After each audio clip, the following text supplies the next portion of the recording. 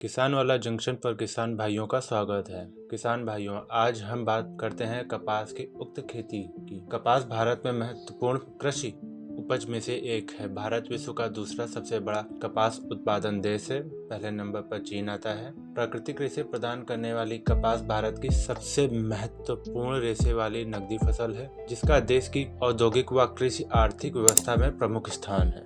विश्व में निरंतर बढ़ती कपास खपत और विविध उपयोगों के कारण कपास की फसल को सफेद सोने के नाम से भी जाना जाता है। किसान भाइयों, मई माह में बुआई का उचित समय शुरू हो चुका है। अगर आप लोगों को हमारे द्वारा दी जाने वाली जानकारी अच्छी लगती है तो आप हमारे चैनल किसान वाला जंक्शन को लाइक सब्सक्राइब कर सकते हैं और किसान भाइयों को वीडियो शेयर भी कर सकते हैं ताकि वो भी इस जानकारी का लाभ उठा सकें। चलिए अब बात करते हैं नकदी कपास की फसल में होने वाली बीमारियों या किसी भी तरीके की पोषक तत्वों की कमी के बारे में। जैसे आपके कपास के पौधों की पत्तियों का कलर पीला लग रहा हो या और कोई कमी, तो हम कैसे इन पोषक तत्वों की कमी को पूरा कर सकते हैं एक ही स्प्रे में। फिर हम बात करेंगे इस टाइम पर गुलाबी सुंडी का अटैक होता है, जो फ्लोरिंग हो रही होती है तो गुलाबी सुंडी का अटैक हो जाता है, तो हम वो भी आज बात करेंगे। व्हाइट फ्लाई, अगर आपको लग रहा है कि बहुत ह्यूमिडिटी हो रही है जिसकी वजह से व्हाइट फ्लाई भी किसानों को बहुत परेशान करती है, इसका भी उपाय बताएंगे कि कैसे एक ही स्प्रे में ये सारी समस्याएं हमेशा के लिए खत्म हो जाएंगी। नरमी कपास की फसल में फूल आ जाएं और उसमें टिंडे लगने लगें, तब क्या करना चाहिए और क्या क्या बातें हैं जो ध्यान देनी चाहिए। सबसे पहले बात करेंगे जब नरमी कपास की फसल में जब फूल आ रहे होते हैं और टिंडे बन रहे होते हैं तो कौन से सबसे ज्यादा पोषक तत्वों की जरूरत पड़ेगी। सबसे पहले आता है पोटास। इस टाइम पोटास अपनी ताकत दिखाता है और अगर दिखाता है कि अगर मेरी कमी इस टाइम हुई तो मैं आपकी फसल में कितनी बीमारियां ला सकता हूं और आपको कितना उत्पादन कम कर सकता हूं। सबसे पहले हम ये समझते हैं कि पोटास की इतनी अहमियत क्यों पड़ने वाली है। हमारे देश में किसान पोटास का यूज बहुत कम करते हैं क्योंकि इसका बहुत ज्यादा रेट हो चुका है। इसकी वजह से और बाकी किसानों को इसकी अवेयरनेस पता नहीं है। पोटास जो है को पहली सिंचाई में दे दो या फिर जब फूल आ रहे हों या टिंडे बन रहे हों तब दे दो, ताकि पौधा जो है वो अच्छे से ग्रहण कर पाए। आपको बताते हैं पोटास की अहमियत क्या है। कपास के पौधे जो फोटोसिंथेसिस के माध्यम से पौधों का भोजन बनाते हैं, वो पूरे पौधों में भोजन को लेकर जाने का जो काम है वो पोटास करता है। आप पोटास को मालवाहक जहाज भी बोल सकते हैं पौधों का। पोटास का दूसरा काम ये है कि अगर आपने अपने खेत में सिंचाई में 3 से 4 दिन देर कर दी है तो पोटास आपके पौधों को स्ट्रेस झेलने की ताकत देता है। अगर पौधों को स्ट्रेस झेलने की ताकत ना हो तो पौधा अपने फूलों और टिंडों को गिरा देता है और व्हाइट फ्लाई भी इस टाइम बहुत आतंक मचाती है, जिससे आपकी कपास की उत्पादन में बहुत कमी आ जाती है। इसके साथ पोटास आपको आपके पौधों में बनने वाले टिंडों का साइज भी इंक्रीज करता है, उनको मोटा करता है और इसके अंदर से निकलने वाली जो रुई होती है वो भी बहुत वाइट होगी। तो भाई पोटास बहुत ही जरूरी है आपके कपास के पौधों के लिए। तो आपको पोटास का स्प्रे करना है फॉलियर में स्प्रे करने के भी 2 से 3 तरीके हैं। अगर आपकी फसल इस टाइम एकदम बढ़िया दिखाई दे रही है, एकदम हरी भरी दिखाई दे रही है और आपकी फसल में अच्छे इंटरनोड बने हैं, मतलब कि जो पत्तियां उनके बीच की दूरी ज़्यादा नहीं है, छोटी है, तो आप इस टाइम पर NPK 0050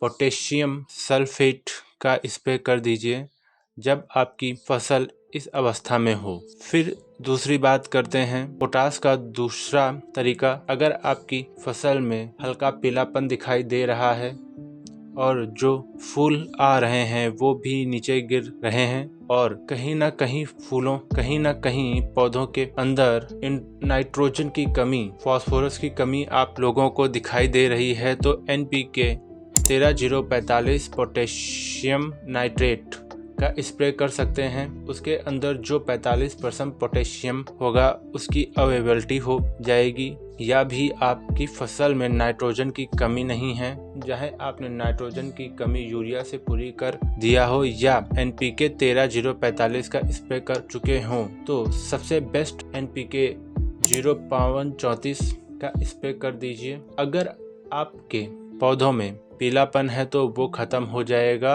और अगर पौधों में इंटरनोड ज़्यादा हो रहा है तो वो भी रुक जाएगा। उसके साथ लीजिए दूसरा पोषक तत्व बोरान। बोरान की उपयोगिता इस टाइम पर ज़्यादा बढ़ जाती है। बोरान की आवश्यकता बहुत थोड़ी पड़ती है, लेकिन इसकी कमी अगर आपके पौधों में आ जाए तो, या आपकी फसल की उत्पादन बहुत कम कर सकती है। बोरान का भी रोल बहुत बढ़ने वाला है इस टाइम पे जब टिंडे बन रहे हों। बोरान को 1 ग्राम 1 लीटर के हिसाब से लेना है। अगर आप 100 लीटर पानी लेते हो तो 100 ग्राम बोरान पर्याप्त होगा। 20% बोरान पर्याप्त होता है। अगर आप इससे ज़्यादा लोगे तो आपको पत्तियों के जलने की शिकायत आ जाएगी। बोरान का जो काम होता है, जो इसके अंदर पॉलिनेशन हो रहा है, मतलब कि फूलों से फल बनने की जो प्रक्रिया है वो एकदम स्वस्थ होती है। अगर आपके फसल में बोरान होगा तो फूल बहुत कम गिरेंगे और पॉलिनेशन अच्छा होगा। जो परागण होगा वो बहुत अच्छा होगा, जिससे जो फूलों के अंदर बहुत अच्छे टिंडे बनेंगे। दूसरा बोरान है वो आपकी फसल की क्वालिटी को सुधारता है, फल को फटने नहीं देता है। बोरान और भी काम करते हैं। बोरान को इन्हीं NPK ग्रेड के अंदर मिला लेना है 100 ग्राम पर 100 लीटर के हिसाब से। फिर बात आती है जिंक की। अगर आपको लगता है अपनी फसल के अंदर हल्का पीलापन दिखाई दे रहा है, या आपने अपनी फसल में जिंक डाला नहीं है, या अगर डाला भी है तो 20 या 25 दिन पहले डाला था। अक्सर किसान जिंक नीचे से नहीं देता है, कपास में वो ऊपर से ही स्प्रे करके देता है। तो आप इन्हीं NPK ग्रेड के अंदर तलवार जिंक ले लीजिए 100 से 150 ग्राम पर एकड़ के हिसाब से। इन्हीं NPK के अंदर आप मिला सकते हो। अब रही पोटास, जो 05234 का आप स्प्रे करने जा रहे हो।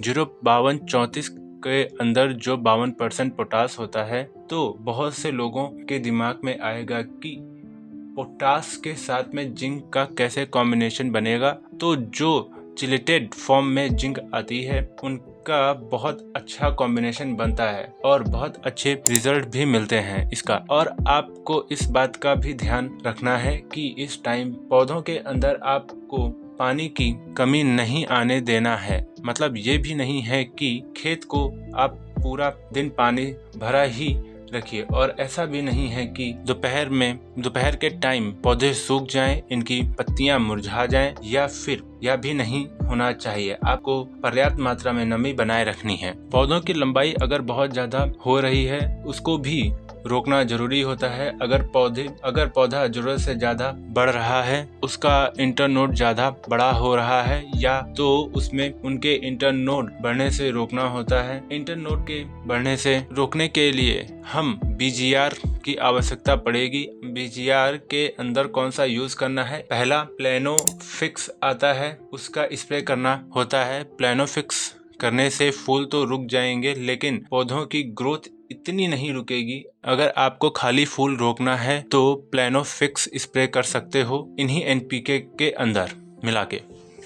अगर आपके पौधों की ग्रोथ बहुत ज़्यादा हो रही है या इंटरनोड बहुत दूर दूर बन रहे हैं, एक पत्ती दूसरी पत्ती की दूरियां बहुत दूर दूर हो रही हैं, तो गराडा कंपनी का आता है चमत्कार, उसका यूज कर सकते हैं। या आप सिमोटोमो कंपनी का टाबोली आता है, यूज कर सकते हो। इनका बहुत अच्छा रिजल्ट आता है। कपास की फसल को सबसे ज्यादा प्रभावित करने वाला एक और कारक है गुलाबी सुंडी। गुलाबी सुंडी का अटैक अभी तो बहुत सारे खेतों में देखने को मिलता है।